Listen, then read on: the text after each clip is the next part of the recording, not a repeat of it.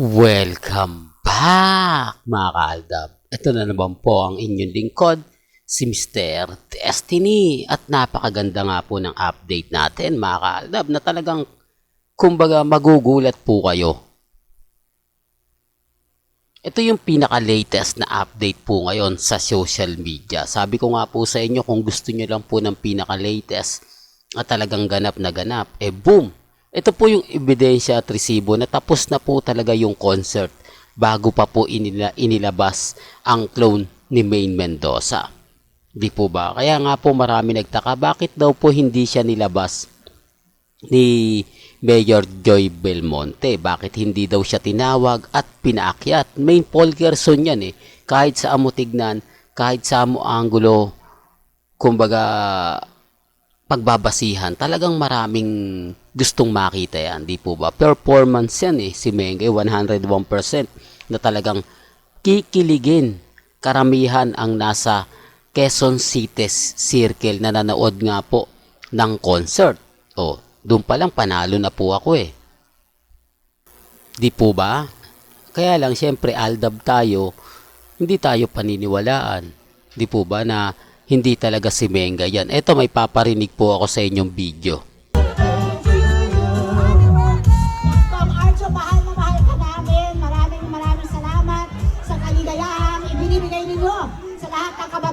Citizen.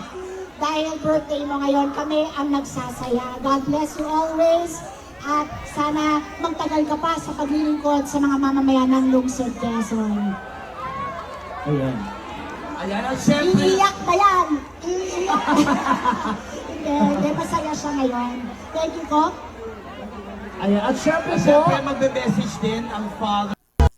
Dito, di po ba, hindi binanggit ni Mayor Belmonte na naandyan si Mengay, ang butihing may bahay o ang asawa ang butihing may bahay ni Congressman Arjo Atayde, walang iba kundi si Maine Mendoza. Din papakyatin niya sa stage tapos magkakaroon ng speech, etc. etc. Di po ba? Hindi naman lingid sa inyong kaalaman na may issue po si Mengay pagdating po sa Quezon City. Marami kasi nagsasabi na ganito ganyan, etc. etc. Di po ba? Kaya nga sabi ko sa inyo, relax lang, di po ba? Maging matatag lang po kayo, maging kampante. Yan ang isa sa kagandahan nyo po, di po ba? Kasi alam naman ng lahat, alam naman po ng iba na hindi daw madalas makita si Mengay sa kusina wheels ni Congressman Arjo. Na madalas nga po ito namimigay ng pagkain. Real talk to kasi sabi ko nga po sa inyo, marami tayong kaibigan na taga District 1 at dati dyan po tayo nagtitinda. Di po ba? Kaya alam po natin na may mga bagay-bagay na ganon. Siyempre tatanong din po natin, kamusta na? Nakikita nyo ba si Mengay sa kusina wheels ni Congressman Arjo? Di po ba hindi? Correct me if I'm wrong.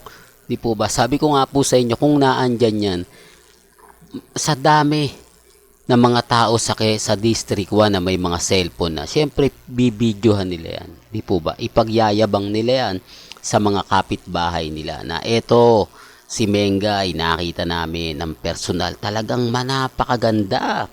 Talagang ang cute ng mukha, parang Barbie. Syempre, di po ba? Ipagyayabang mo siya.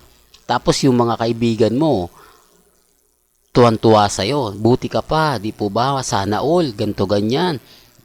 Dapat sinabi mo naman sa amin. Kailan kaya dadaan ang kusina wheels ni Congressman Arjo? Aabangan namin yan. Pero hindi po ganun nangyari.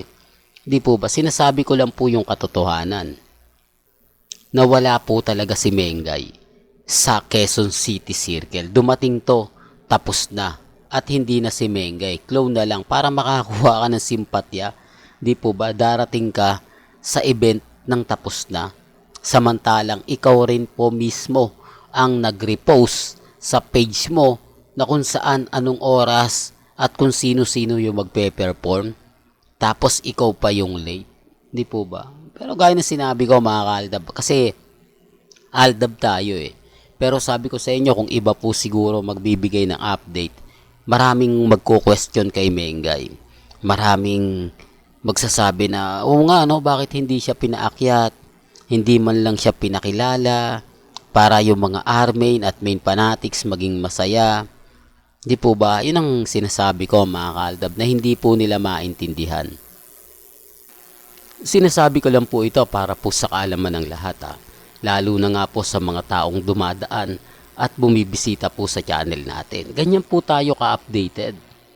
Kaya yung iba, hindi nila alam yung katotohanan Malakas lang sila mag-react.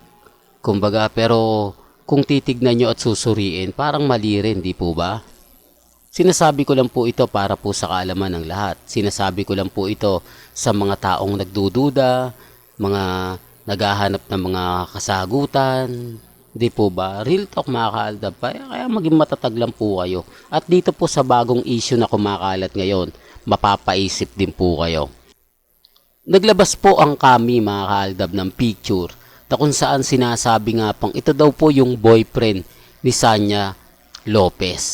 Bakit daw po kasi niya ipinagpipilitan yung sarili niya kay Alden gayong meron naman daw po siyang boyfriend na baka ito nga po ba yung i-reveal niya sa 2024. Di po ba? Kasi sa mga nagtatanong kung bakit nga po ba namamangka sa dalawang ilog si Sanya. Si Alden kasi sikat. Si Joshua Garcia sikat. Yan yung mga talagang tinitilian ng mga kababaihan na talagang pinupuntahan. Di po ba? Kaya nga po si Sanya gagamitin at gagamitin niya. Kukuha siya ng simpatya para makakuha lang po ng mga kaganapan. Para lang masabi na ganito, ganyan. Para lang masabi na, nako Mr. Destiny, ganito, ganyan. Di po ba? Kahit ako gagamitin ko yan Kumbaga para po sa kapakanan ng sarili. Kumbaga para ikaw yung maging bida, ikaw yung maging topic. Kaya po pala panay-panay ang ano niya na meron siyang ipapakilala, di po ba?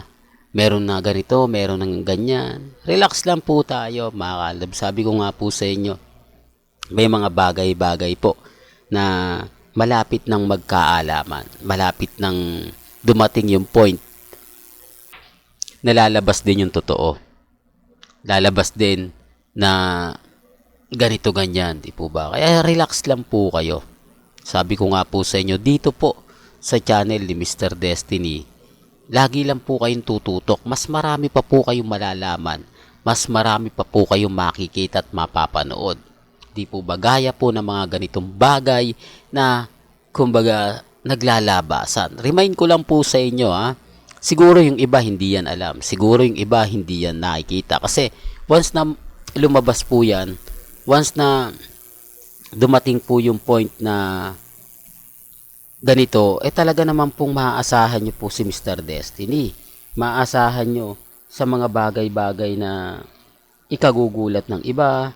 Oo nga no, Mr. Destiny, parang totoo yan, nakita ko yan Kaya lang hindi ko na siya napansin dahil ang bilis bigla siyang nawala.